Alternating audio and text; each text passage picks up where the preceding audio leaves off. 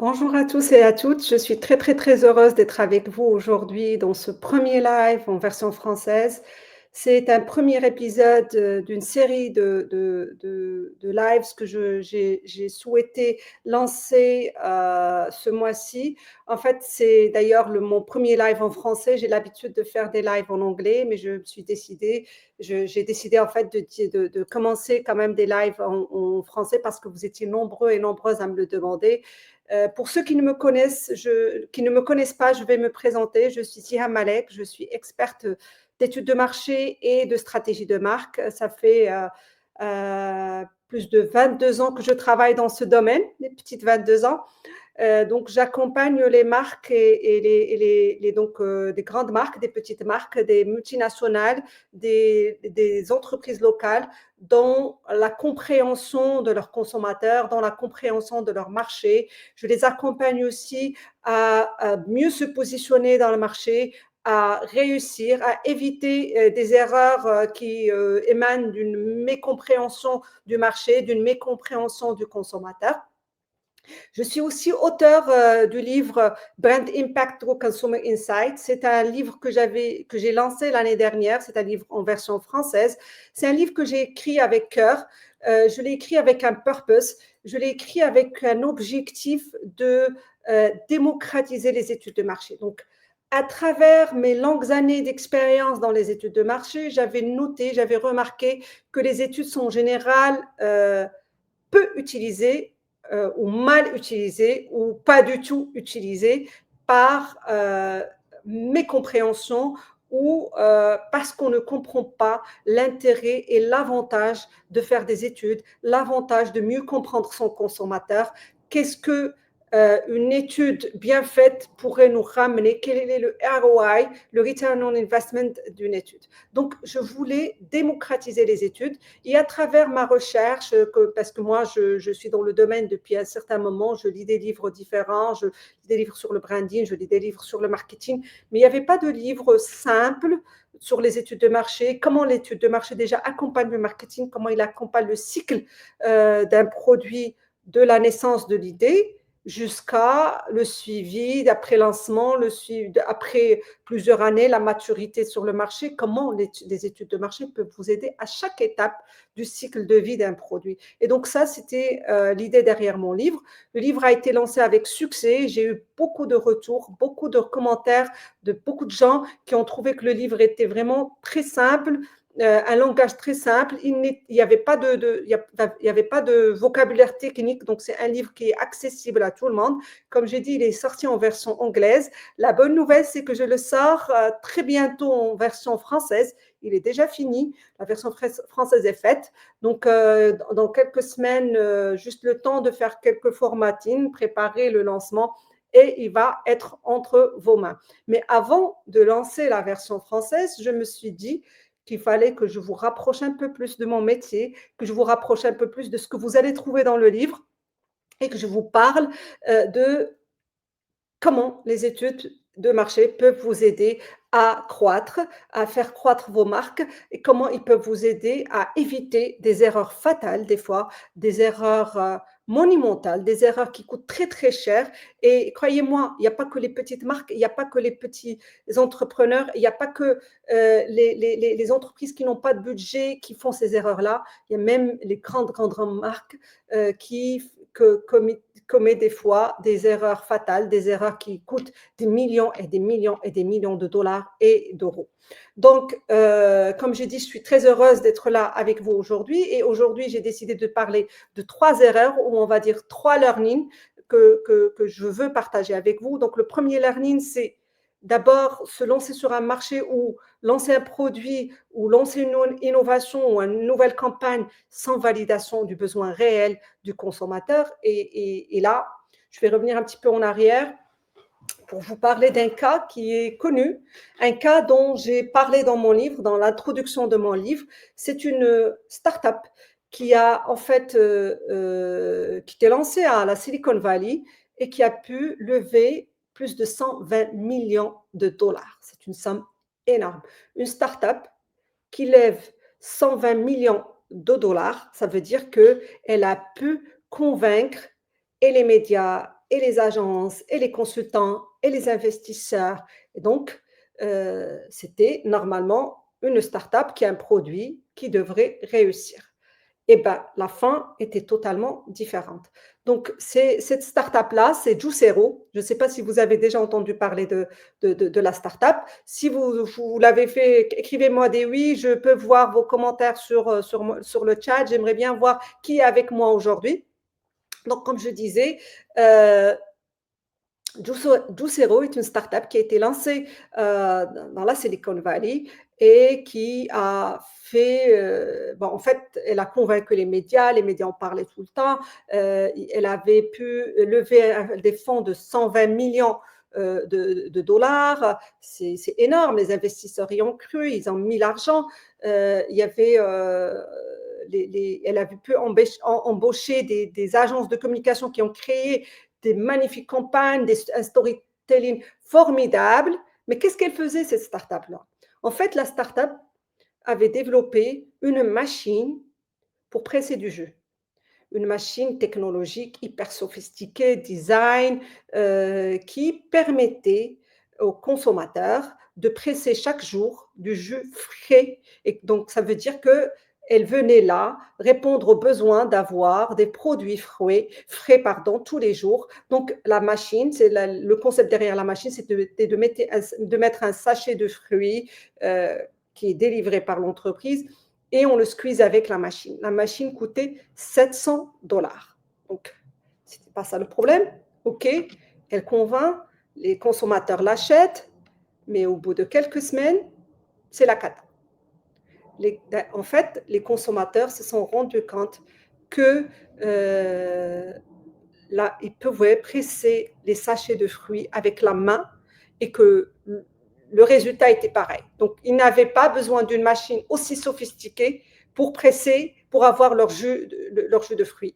Donc, ils ont créé au scandale, les investisseurs se sont ont reculé, les médias ont tourné la page et ça a fait boum. Et au final, la start-up qui avait levé 120 millions de dollars a fermé quelques mois après le lancement. Pourquoi? Ben, la raison est très très simple. Parce que ils n'ont pas testé avec le consommateur. Ils n'ont pas testé avec la personne qui allait mettre la main dans la poche et qui allait acheter ce produit, qui allait l'utiliser. Ils n'ont pas fait de user experience tests. Oui, d'accord, l'idée était bonne, oui, le besoin, oui, peut-être, c'était un besoin plus ou moins validé. C'est qu'on avait besoin d'avoir du jus de fruits frais tous les jours, mais en squeezant le sachet à la main, on obtenait la même chose que de le faire avec une machine qui coûtait 700 $, plus la maintenance, j'imagine. Et donc ça, c'est la première erreur que je vois, moi, presque au quotidien, avec les marques, quelle que soit leur taille, c'est qu'on ne valide pas le besoin réel du consommateur. Et là, je vais vous parler d'une expérience qu'on a eue il n'y a pas très longtemps. En fait, c'était avec une entreprise de snacking normal, qui voulait suivre la tendance du naturel, parce que de plus en plus de consommateurs aujourd'hui consomment du naturel, donc elle a voulu se mettre au naturel et elle a voulu se lancer dans du snacking naturel. Donc ils avaient déjà le concept prêt, voilà, on vous offre du snacking sur la base de fruits X, Y, Z. Mais heureusement pour eux, ils se sont dit, allez, avant de se lancer, on va quand même valider ce concept avec le consommateur. Et donc, du coup, on leur a proposé une phase qualitative où on a étudié avec eux, euh, exploré avec eux avant de rentrer dans en fait, l'évaluation du concept qu'ils avaient déjà pris, l'exploration des différents besoins, des besoins du consommateur on va dire, dans cette catégorie de naturel. Et bien, ce qu'on a découvert, c'est que pour du snacking, ce que vraiment le consommateur cherchait vraiment, c'était pas des produits naturels, en fait. Le vrai besoin qui est un layer plus profond, c'est qu'il cherchait à se faire plaisir sans culpabilité. Ça Réfléchissez un petit peu avec moi. Se faire plaisir sans culpabilité. Je ne cherche pas à manger naturel, je cherche à me faire plaisir sans culpabilité. C'est encore plus profond. Et comment je le fais? En prenant du naturel. Donc si je prends un snacking naturel, ça veut dire que je peux me faire plaisir sans nuire à ma santé. Donc c'était encore plus profond que de venir avec un concept, voilà, on vous offre des fruits, snacking, des snackings sur la base de fruits, un snacking naturel. C'était très, on va dire, level 1, niveau 1 de besoin.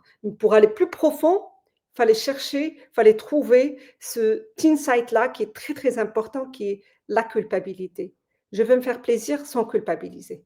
Et sur cette base-là, la marque a pu développer un discours, un positionnement très fort qui répond à un besoin très profond, très très fort, et donc qui est totalement différent de sur quoi il allait partir au début, juste on va dire la même façon de faire leur même positionnement avec naturel dessus sur un packaging.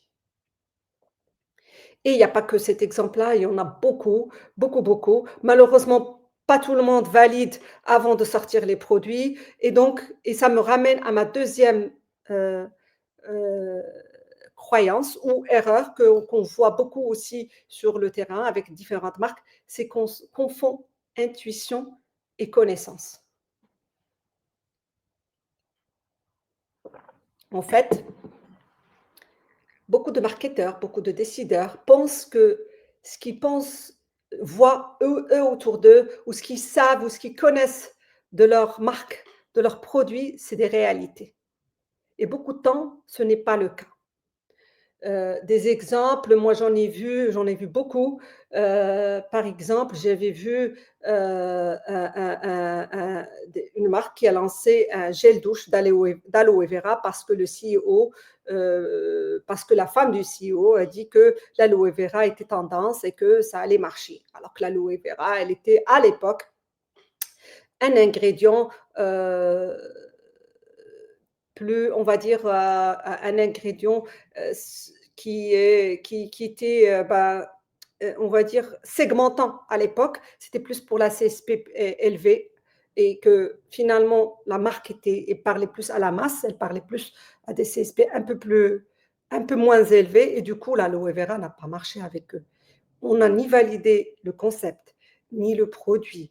On n'a pas demandé aux consommateurs. On n'a pas récolté les faits du marché. On s'est basé sur des intuitions. Un autre exemple, c'est une entreprise avec laquelle j'avais travaillé il y a un bout de temps.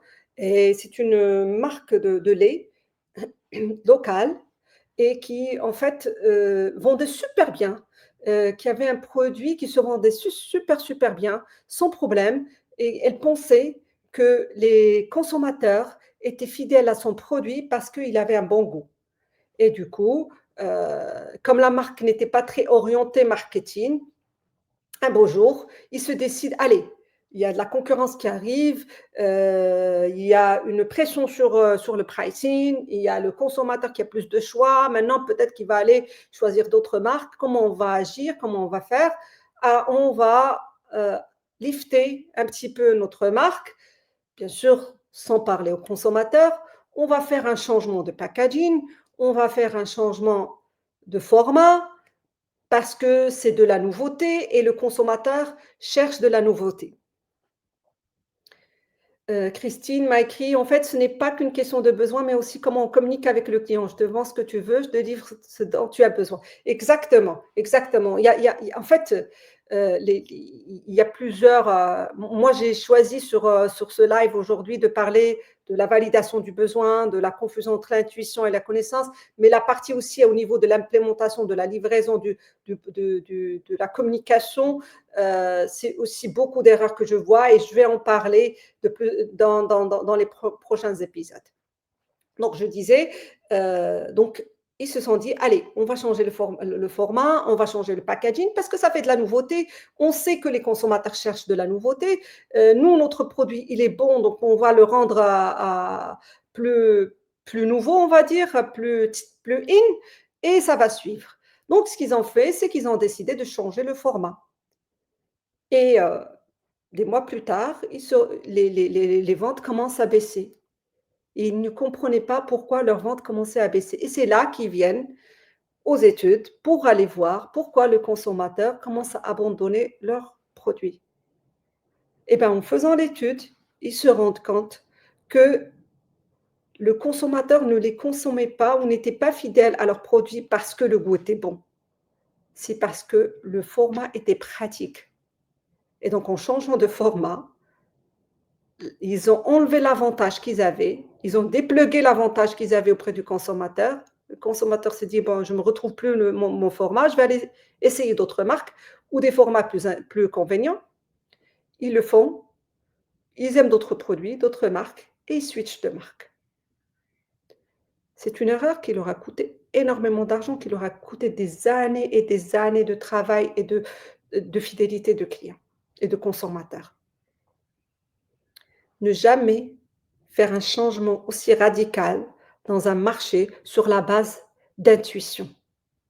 Ne pas confondre l'intuition avec la connaissance. Ce n'est pas parce que moi je vois autour de moi que tout le monde va à la plage l'été que finalement tout le monde va à la plage. Oui, c'est vrai, mais peut-être que mon client, moi, il ne va pas à la plage. Donc, il faut que je reprenne mon client, moi. Il faut que je fasse très attention à bien comprendre ma cible et ne pas prendre mes intuitions, ma connaissance, mon entourage comme des faits. Ce sont des billets. Je parle de ces billets-là dans mon livre d'ailleurs. Et troisième erreur que je vois, que j'ai vue, c'est le fait d'externaliser sa stratégie à d'autres. Externaliser la stratégie de la marque à des agences de communication.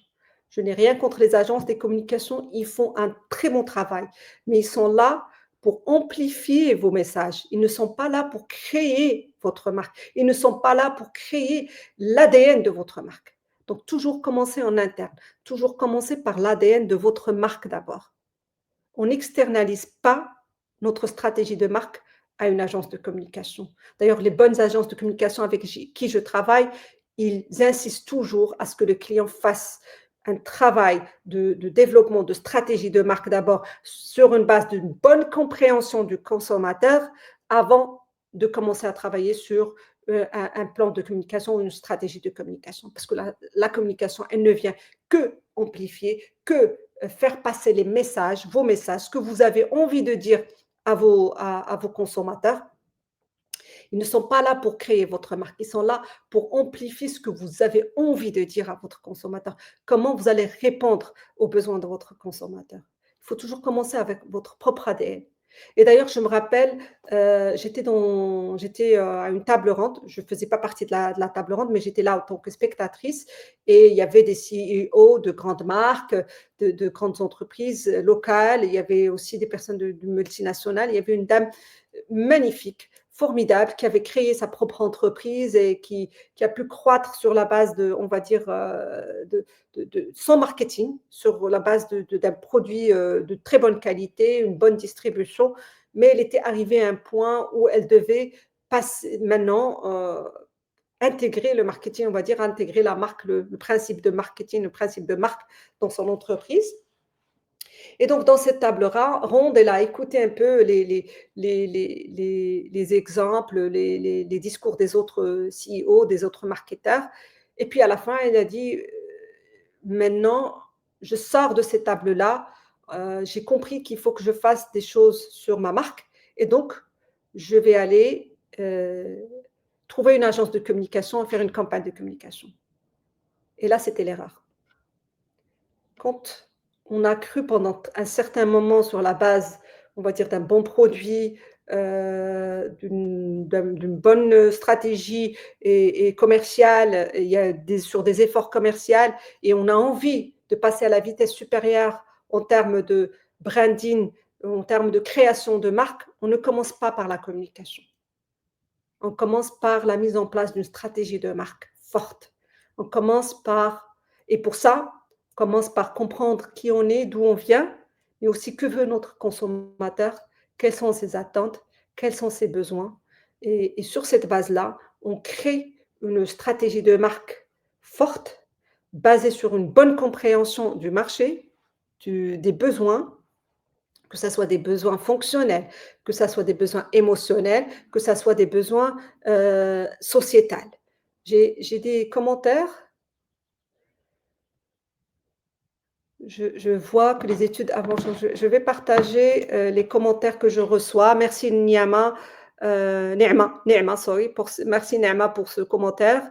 Primordial afin de mieux comprendre les attentes et les besoins hédonistes des consommateurs, ça permet effectivement, avant chaque lancement, que ça soit un lancement de produit, un lancement de campagne, un lancement d'une marque complètement, il faut bien comprendre le besoin des consommateurs et c'est ce que j'ai dit, ne jamais, se lancer sans valider le besoin réel, ne jamais confondre l'intuition avec la connaissance et ne jamais externaliser sa stratégie à une autre agence. Donc, en parlant d'externaliser la stratégie, donc comme j'ai dit, euh, il faudrait toujours, quand on veut travailler sur notre marque, surtout si on n'a jamais fait de marketing avant, si on n'a jamais fait un travail sur la marque, toujours commencer par une si on veut se faire aider, on trouve des consultants qui sont spécialisés dans le développement de marque, de stratégie de marque, travaillent ensemble pour une introspection, identifier notre propre ADN, qui on est, comment on a été construit, comment la marque a été développée. Et puis après, on va aller voir ce consommateur qui consomme notre marque. Qu'est-ce qu'il aime dans notre marque? C'est quoi ses attentes par rapport à la catégorie, par rapport à notre marque, ses attentes par rapport à la vie en général?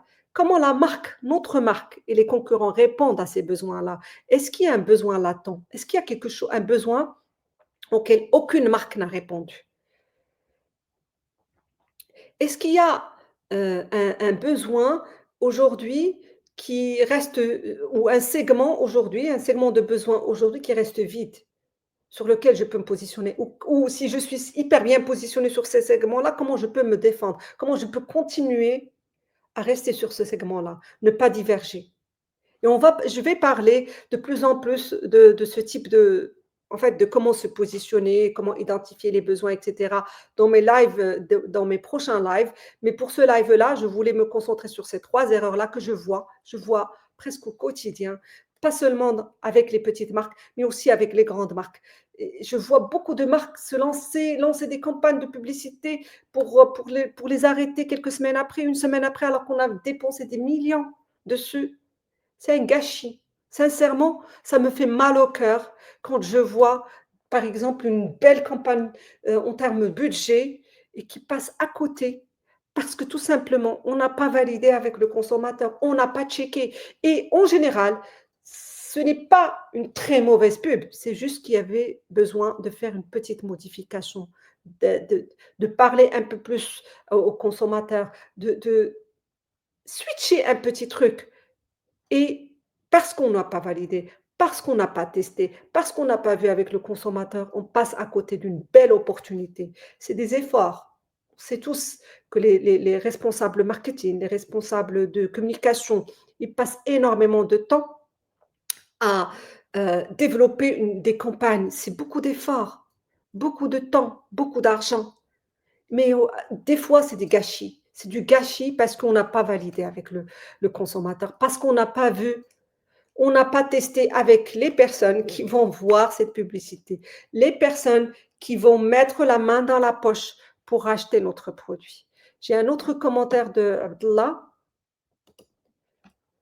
C'est vrai que des fois, on se retrouve à plus gérer l'intuition de soi ou d'autrui et à avancer dessus, alors que ça peut finir très mal sans une étude au préalable. Exactement, exactement. C'est quelque chose qui arrive à tout le monde. Ça m'arrive à moi aussi des fois. Je tombe amoureuse d'un truc et j'ai envie de le lancer et voilà, on se dit: «Bah, puisque moi je l'aime, puisque mes collègues l'aiment, tout le monde va l'aimer» et ça n'arrive pas, encore une fois, qu'aux petits. Ça arrive même aux grands. Je l'ai vu à maintes reprises. Le plus grand exemple, c'est Tropicana.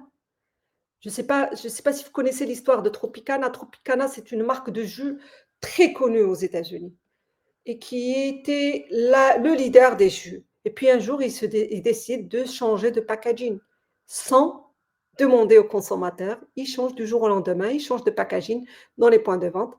Et ben leurs ventes dégringole, il baisse. Pourquoi? Parce que le consommateur n'a pas reconnu la marque. Le consommateur passait à côté du rayon, il ne reconnaissait pas la marque, donc il ne la prenait pas, il prenait la concurrence. Et tout de suite, ils ont dû faire marche arrière et revenir avec l'ancien packaging. C'est une grande marque Tropicana.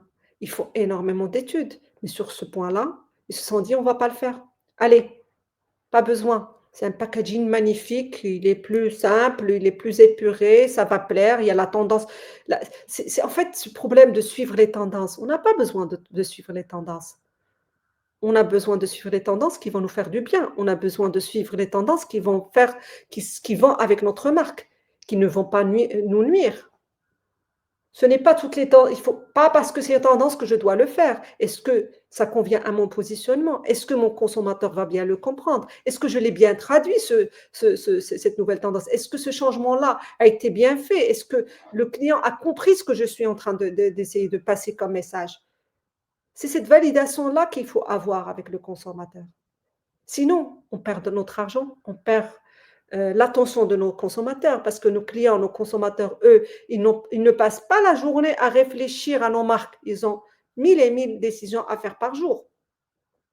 Donc si on ne simplifie pas pour eux, si on ne leur parle pas, si on ne les touche pas émotionnellement, si on ne répond pas à des besoins réels qu'ils ont, ils ne vont pas nous acheter. Les consommateurs n'aiment pas les marques. Ils les achètent parce qu'ils répondent à leurs besoins.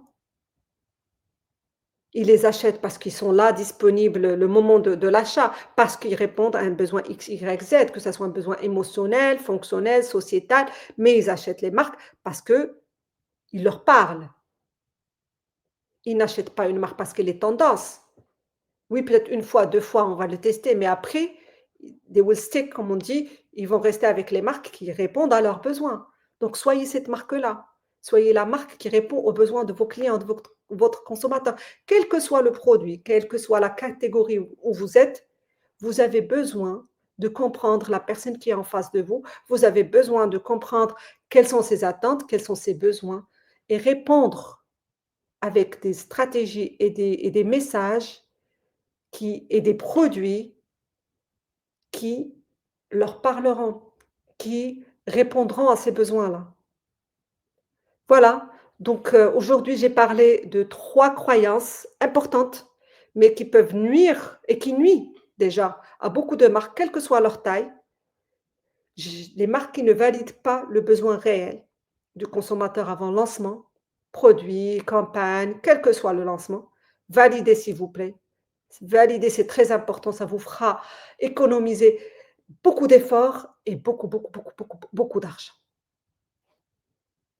Ne ne confondez pas intuition et connaissance. Ce n'est pas parce que vous pensez que votre consommateur vous consomme parce que votre produit est bon, c'est la cause. Non, peut-être c'est parce que le format est bon, parce que la marque est super, bien positionnée, parce que. Non, ce n'est pas parce que votre entourage consomme de l'aloe vera que votre consommateur, lui, va acheter votre gel douche aloe vera. Non.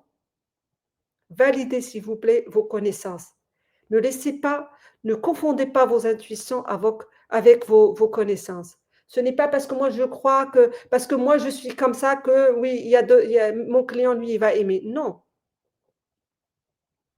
Et troisième chose, n'externalisez jamais, jamais votre marque à d'autres.